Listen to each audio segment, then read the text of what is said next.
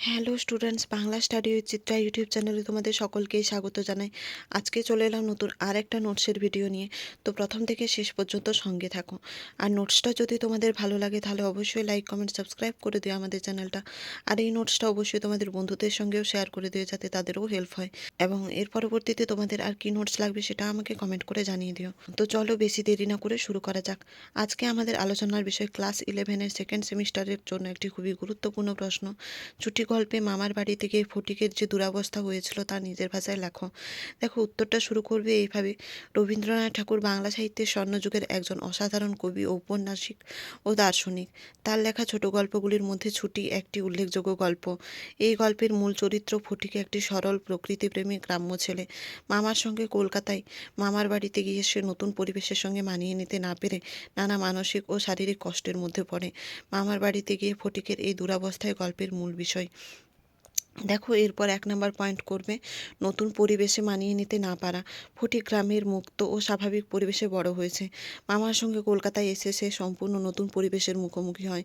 নতুন মানুষ, নতুন অভ্যাস ও শহরের জীবনধারা তার কাছে অচেনা হয়ে ওঠে। এই নতুন পরিবেশের সঙ্গে খাপ খাইয়ে উঠতে না পারায় ফটিকের মানসিক কষ্টের প্রধান কারণ হয়ে দাঁড়ায়। 2 নম্বর পয়েন্ট করবে মামির অবহেলা ও উপেক্ষা। মামার বাড়িতে ফটিকের মামির 3টি সন্তান ছিল। তাদের সঙ্গে তুলনা করলে ফটিক মামির কাছে অপ্রয়োজনীয় মনে হয়।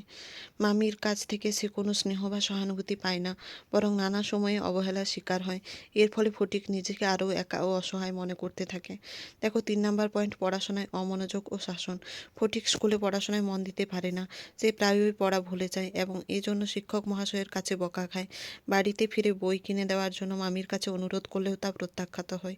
এই সব ঘটনায় ফটিক মানসিকভাবে ভেঙে পড়ে এবং নিজের উপর বিশ্বাস হারাতে শুরু করে। দেখো, 4 নম্বর পয়েন্ট মানসিক যন্ত্রণা থেকে অসুস্থতা। নানা রকম মানসিক চাপ ও কষ্টের ফলে ফটিক ধীরে ধীরে অসুস্থ হয়ে পড়ে। জ্বর আসে, শরীর খারাপ হয় এবং সে প্রলাপ বকতে থাকে। সে বারবার মায়ের কথা মনে করতে থাকে। শেষ পর্যন্ত মায়ের উপস্থিতিতে সে বলে, মা, এখন আমার ছুটি হয়েছে মা, এখন আমি বাড়ি যাচ্ছি। এই কথার মধ্য দিয়ে গল্পের সমাপ্তি ঘটে। দেখো, নেক্সট উপসংহার।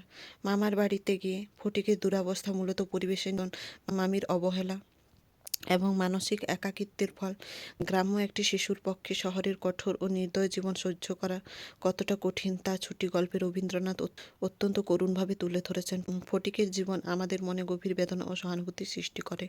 তোমাদের যদি নোটসটা ভালো লাগে তাহলে অবশ্যই লাইক কমেন্ট সাবস্ক্রাইব করে দিও আমাদের চ্যানেলটা। আর এই নোটসটা অবশ্যই তোমাদের বন্ধুদের সঙ্গেও শেয়ার করে দিও, যাতে তাদেরও হেল্প হয়। এবং এর পরবর্তীতে তোমাদের আর কি নোটস লাগবে সেটা আমাকে কমেন্ট করে জানিয়ে দিও। তো এর পরবর্তীতে দেখা হচ্ছে নতুন আরেকটা নোটসের ভিডিও নিয়ে। ততক্ষণের জন্য সঙ্গে থেকো, পাশে থেকো। ধন্যবাদ।